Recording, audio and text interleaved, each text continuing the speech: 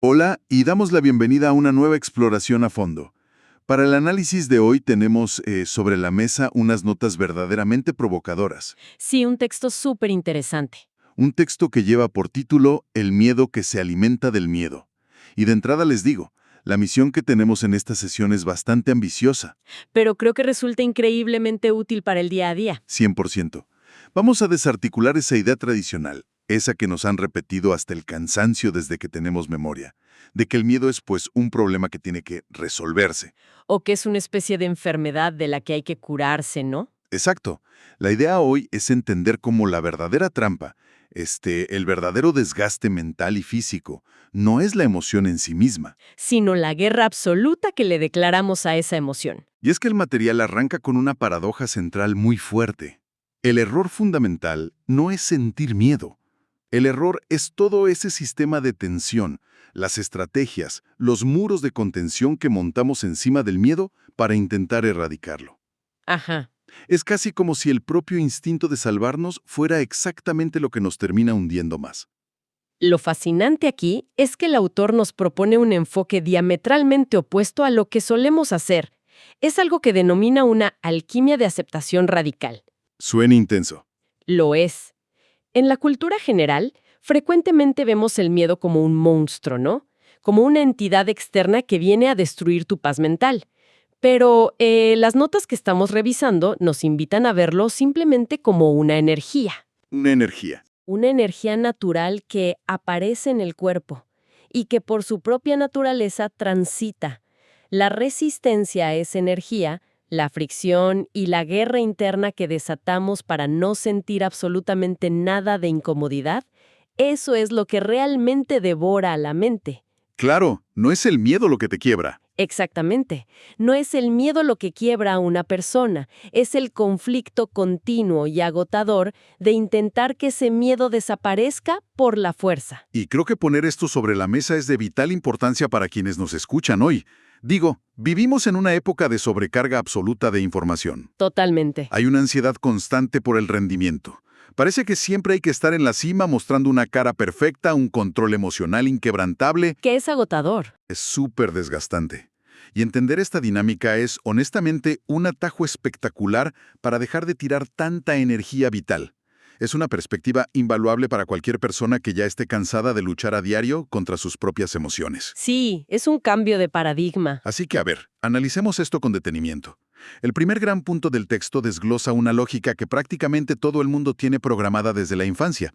Esta idea de, si algo duele, se debe actuar para quitar el dolor. La regla básica de supervivencia. O sea, la idea de que si no hay una acción inmediata, viene el colapso. Y esta regla suena súper lógica en el mundo físico, claro. Si alguien pone la mano por accidente en una estufa caliente y se quema, La reacción inmediata es quitar la mano. sí, quitas la mano. Es supervivencia básica. Pero el texto nos revela que, cuando llevamos esa misma regla al mundo interno, a la psicología humana, fracasa estrepitosamente. Falla por completo, porque en el territorio de la mente opera una regla estructural muy distinta. Y el texto es muy categórico al respecto. Cualquier acción que nace desde el conflicto inevitablemente añade más conflicto al sistema. A ver, explícanos un poco más eso. Sí, claro. Si alguien intenta arreglar o suprimir su miedo desde un estado de pánico, toda la estructura de esa acción está impregnada de esa misma ansiedad original. Ok. Imaginemos tratar de limpiar una ventana que está muy sucia, pero estás usando un trapo que está completamente empapado en lodo. Uf, gran analogía. El esfuerzo se está haciendo. Digamos, la acción de limpiar está ahí, pero el resultado es un cristal mucho más opaco. Claro. Cualquier intento de solucionar el miedo utilizando el pánico como motor, lo único que hace es crear un problema secundario que suele ser peor, que es el miedo al miedo. Me llama muchísimo la atención el ejemplo que da el autor sobre los famosos mantras. Porque, la verdad, le da la vuelta por completo a la típica recomendación de autoayuda que vemos por todos lados. Sí, la destruye por completo. Es la clásica escena de alguien parándose frente al espejo cada mañana para repetir frases de grandeza, ¿no? Cosas como, soy luminoso, soy importante, soy una persona extraordinaria y nada me detiene. Ajá. Pero el detalle crítico es que, a menudo, esa repetición se hace desde un sentimiento interno de profunda inferioridad o de pánico ante la vida. Desde el lodo, usando la analogía anterior. Exacto, y el texto argumenta que esto no libera en absoluto. Al contrario, si por dentro hay una sensación de pequeñez y fragilidad, cada vez que se repite ese mantra en voz alta, en realidad se está subrayando la mentira.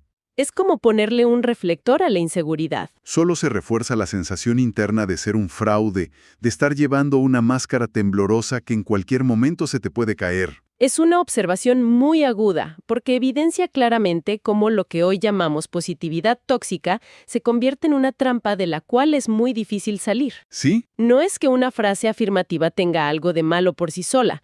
El problema fundamental, como señala la fuente, es el lugar interno desde donde se pronuncia esa frase. Si el origen de la afirmación es la negación rotunda de lo que realmente se está sintiendo en el cuerpo, la supuesta solución solo termina fabricando un problema más complejo. Sí, claro. Hay una frase en el material que lo resume a la perfección y es muy gráfica. Dice, no sales del pozo cavando más hondo. Qué fuerte. La mente se empieza a enredar en bucles interminables. Ahora la persona no solo le teme a la situación original que la asustaba, sino que vive aterrorizada de la posibilidad de volver a sentir miedo. Se construye toda una arquitectura de ansiedad, pero sostenida sobre la ansiedad original. Es brutal esa imagen de cavar más hondo, pensando que así vas a salir del pozo. Y claro, al leer esto, surge inevitablemente la pregunta, ¿de dónde viene todo este enredo? Esa es la clave. O sea, ¿en qué momento exacto de la vida aprendimos a relacionarnos de una manera tan hostil con nosotros mismos? Y el autor rastrea esta costumbre hasta nuestra infancia. Da un ejemplo con el que, híjole, creo que cualquier persona puede identificarse. El de la oscuridad, ¿no? Sí. Pensemos en cómo reacciona un infante a la oscuridad de su cuarto. El texto recuerda que este miedo es una reacción biológica, es evolutiva y completamente natural ante lo desconocido. Claro, supervivencia pura. El organismo de ese pequeño no puede ver su entorno, no sabe si hay peligro. La mente imagina amenazas y, por ende, el cuerpo tiembla. Hay una descarga de adrenalina.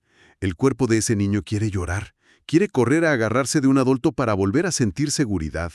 Es pura biología actuando como debe actuar. Y es justo ahí donde, si conectamos esto con el panorama general de nuestra cultura, vemos cómo entra en juego lo que el texto denomina la pedagogía estándar. Uy, sí. Se refiere a esa intervención social y familiar que muchas veces, con la mejor de las intenciones de forjar el carácter, interrumpe un proceso biológico natural. Aparecen esas frases clásicas que resuenan en tantas familias. Los niños valientes no lloran. Exacto. O ya estás grande para hacer el ridículo, o entra a ese cuarto oscuro y demuestra que no pasa nada. Y aquí, según el análisis del autor, es donde ocurre el verdadero daño estructural. Porque al escuchar esto, el infante no está aprendiendo que la oscuridad es un lugar seguro. Para nada. Lo que realmente se codifica en su mente es una lección mucho más profunda y a la larga muy destructiva. Aprende que sentir miedo es un motivo de vergüenza. Ese es el mensaje real que se queda grabado ahí, que la espontaneidad del cuerpo, ese temblor natural de los músculos o las ganas de llorar, son cosas que deban reprimirse a toda costa. Sí, para poder recibir amor, validación o simplemente para ser aceptado en la familia. Nos dice el texto que si a ese niño simplemente se le dejara tiritar un momento, si se le permitiera llorar, ser abrazado y respirar sin juicios, su sistema nervioso atravesaría el miedo hasta el final. Completaría el ciclo. Completaría el ciclo. Llegaría a un punto de calma natural y descubriría, a través de su propia experiencia física, que efectivamente no había nada malo en la oscuridad. Pero en vez de permitir ese ciclo, aprende a tragar saliva, a mantener la tensión muscular por dentro y a poner una cara de «aquí no pasa nada», por fuera. Y el peso de esta represión, cuando llega a la etapa adulta, es monumental. Porque esa fachada, esa armadura que se construye a los 5 o 6 años, puede durar intacta toda una vida. Así es. El texto utiliza términos muy precisos para describir esto.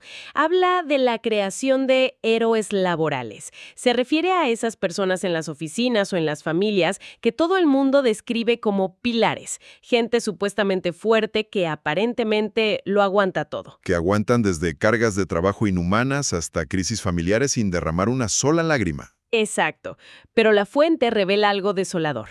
Debajo de esa armadura impenetrable de eficiencia sigue estando el mismo niño asustado. Sí. Sigue siendo una hoja temblando, solo que ahora ese temblor ocurre en absoluto silencio interno.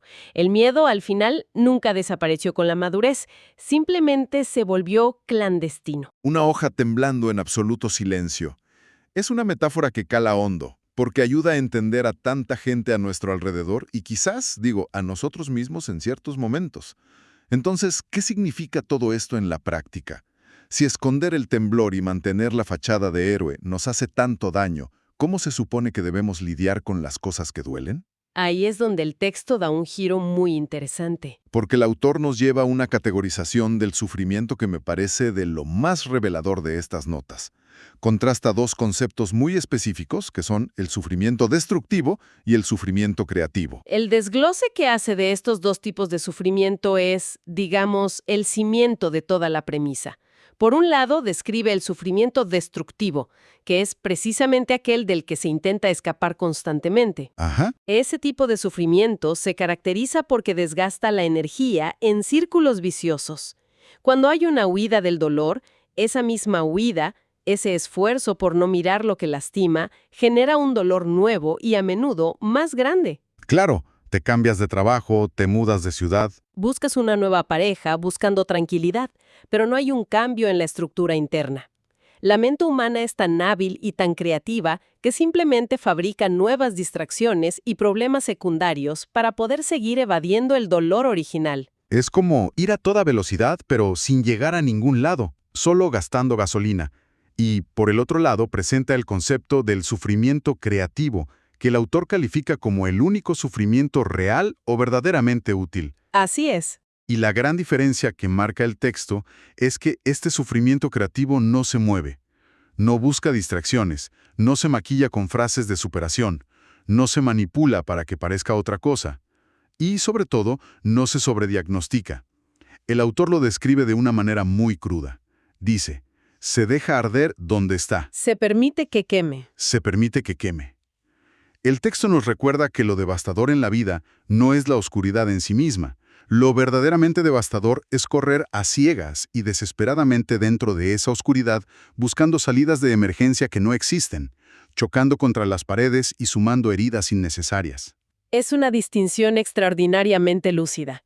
El sufrimiento destructivo es, en esencia, la resistencia misma al dolor, mientras que el sufrimiento creativo es la experiencia pura y directa del dolor, despojada de toda la narrativa trágica que la mente le suele añadir. Todo el drama, vaya. Exacto, el drama. Cuando se permite que el sufrimiento creativo arda tal como es, sin intentar apagarlo de inmediato, la experiencia atraviesa a la persona y, según el texto, deja un espacio interno mucho más limpio. No genera esas telarañas mentales de ansiedad anticipatoria, ni deja traumas residuales basados en la evasión. Y aquí es donde se pone muy interesante toda esta exploración, porque afortunadamente el texto no se queda volando en la teoría filosófica. No, Aterriza súper bien las ideas. aterrija los conceptos y ofrece una secuencia sumamente práctica, una serie de 5 pasos exactos para lograr esta alquimia emocional de la que hablábamos al principio. Son 5 pasos para dejar al miedo en paz y permitir que ocurra esa transformación natural. ¿Qué es lo que todos queremos saber? Vale la pena que conocemos esto con calma porque la teoría suena bien, pero la práctica es otro boleto. A ver, el paso 1 es el punto de partida directo. Aparece el miedo. Y esto se describe no como un concepto mental, sino como una experiencia corporal. Física totalmente. Se siente como una contracción física evidente. Un nudo apretado en el estómago, una presión fuerte en el pecho, la respiración que se acorta y, claro, acompañando al cuerpo, la clásica cascada de pensamientos catastróficos. Así es. Ese es el contacto inicial e inevitable. Y luego llegamos al paso 2, que es justo donde la inmensa mayoría de las personas solemos tropezar y caer en la trampa. Este paso consiste en reconocer sin reaccionar. Uf, complicadísimo. Mucho. En lugar de que la mente salte en automático con la alarma de algo está mal, tengo que hacer lo que sea para quitarme esta sensación, el ejercicio pide simplemente enunciar el hecho de manera interna y neutral. Un sencillo ¿hay miedo? Hay miedo. Es constatar un hecho presente en el cuerpo. Como decir, está lloviendo. Es aceptar que esto está aquí sin añadirle la urgencia desesperada de solucionarlo o escapar de ello. Y esto, digamos, suena relativamente sencillo en papel, pero hay que ser honestos. Cuando el corazón te late a 1000 por hora, no reaccionar es casi ir contra el propio instinto, ¿no? La urgencia de huir es abrumadora. Totalmente de acuerdo. La inercia evolutiva empuja a la huida inmediata, y precisamente por la dificultad de no reaccionar, el paso 3 se vuelve el ancla del proceso. No juzgar. Ok. Esto es absolutamente crucial para que la alquimia funcione. Significa retirar todas las etiquetas morales o psicológicas que le pegamos a la emoción. El texto insiste en que no debe haber un diálogo interno que diga, otra vez estoy sintiendo esto, soy un cobarde. O esto es culpa de mi trauma de la infancia. O es mi autosabotaje arruinando el día. Cero narrativa. La instrucción es dejar la emoción como una sensación cruda en el cuerpo. Calor, tensión, pulsación, solo eso, sin toda la novela histórica y psicológica que solemos colgarle al malestar. Solo la sensación cruda. Y esto prepara el terreno para el paso 4, que es dar permiso físico. Esto me parece vital porque es justo lo que reprimimos desde niños. Dar permiso físico significa permitir exactamente lo que el cuerpo pida hacer en ese momento para liberar la carga. Claro, lo que el cuerpo necesite. Si la biología está pidiendo temblar, la instrucción es dejar que el cuerpo tiemble sin reprimirlo. Si hay un nudo en la garganta y el cuerpo necesita llorar, se permite el llanto sin taparse la cara ni pedir disculpas. Ajá. Es casi como cuando alguien se encierra en el baño de la oficina antes de una junta muy pesada, solo para sacudir las manos y soltar la tensión física. Es devolverle al organismo esa espontaneidad reparadora que, como vimos en el ejemplo de la infancia con la oscuridad, pues nos fue arrebatada por la norma social. Es un acto de profunda reconciliación con la propia biología, permitir que el cuerpo complete su ciclo. Y finalmente, esto nos desemboca en el paso 5, que es quizás el salto cualitativo más importante de todo el proceso, mirar desde atrás. Este está profundo. Este concepto requiere cierta sutileza, ¿sí? Consiste en darse cuenta de que en ese preciso instante no se es solamente el temblor o el miedo. Sí, el temblor es real y está sucediendo en el cuerpo, pero al mismo tiempo existe un espacio más amplio. Quien experimenta esto es también el espacio consciente que está observando el temblor. Se crea una distancia saludable. Exacto.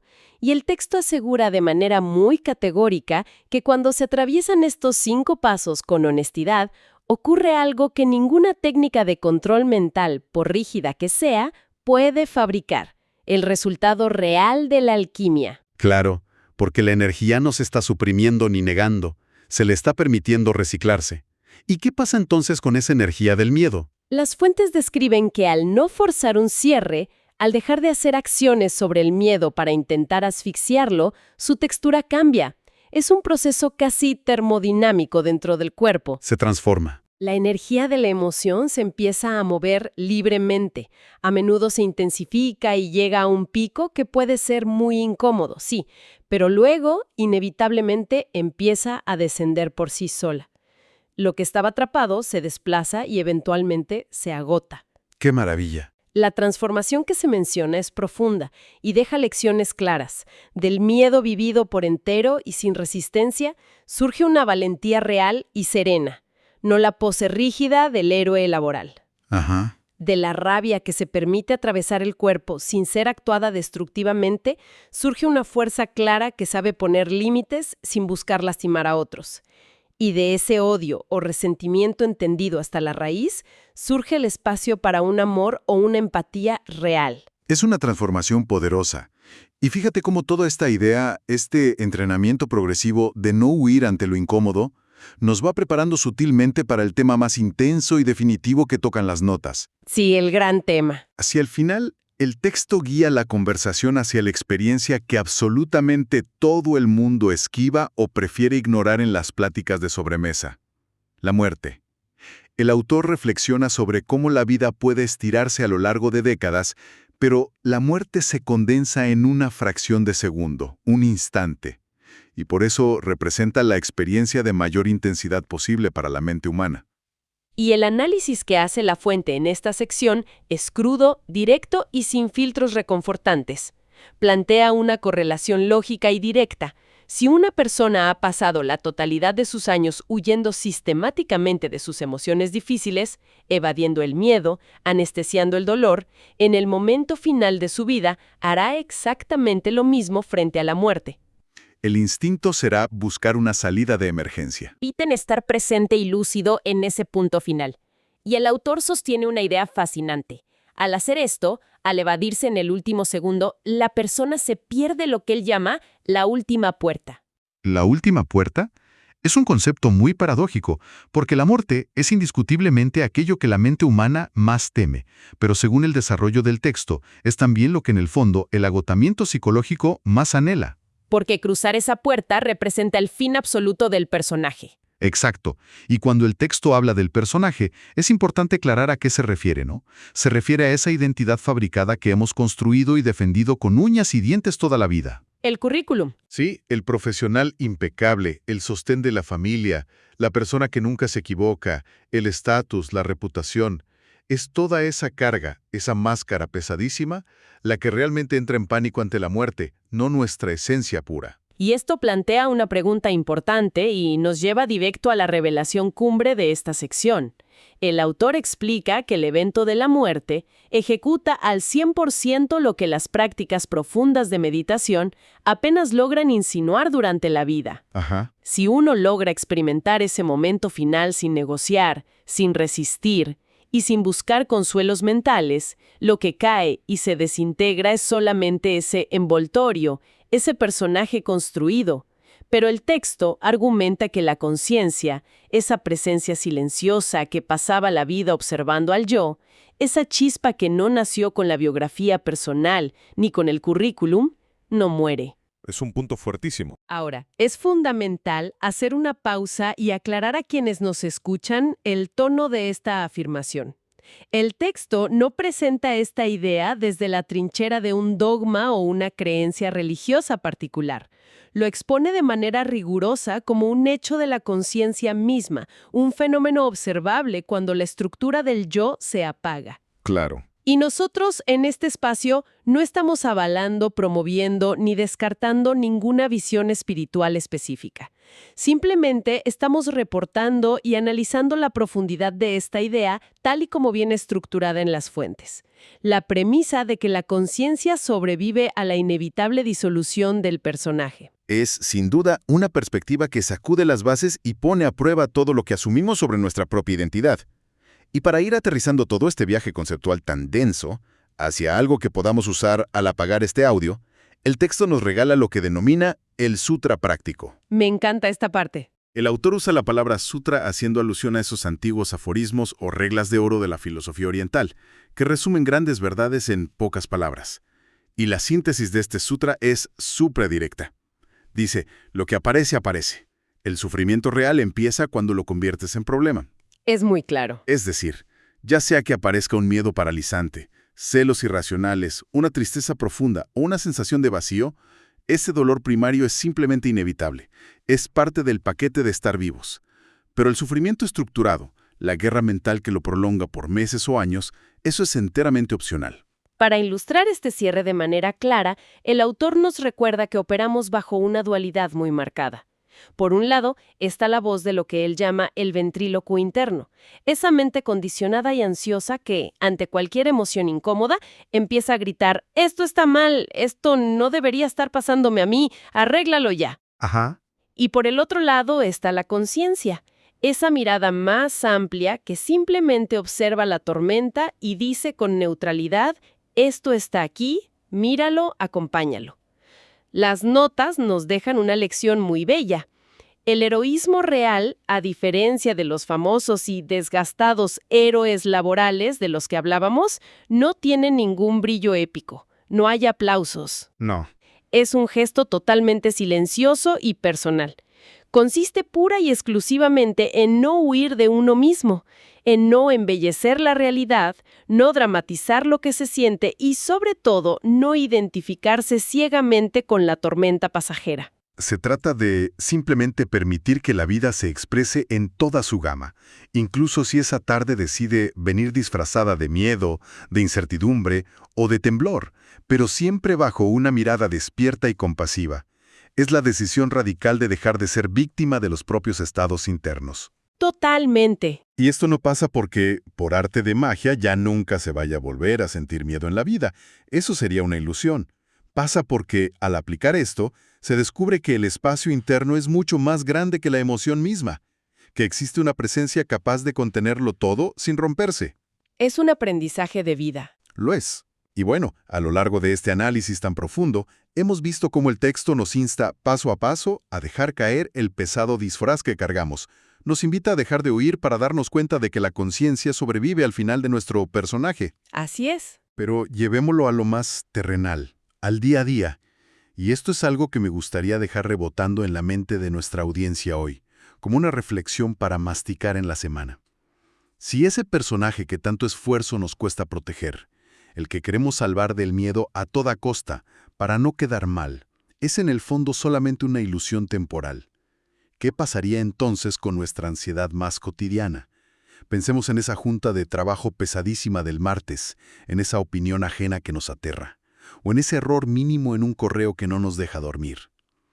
¿Qué pasaría con todo ese peso abrumador si de pronto empezáramos a vivir cada mañana sabiendo que en realidad nunca hubo ningún personaje al que defender?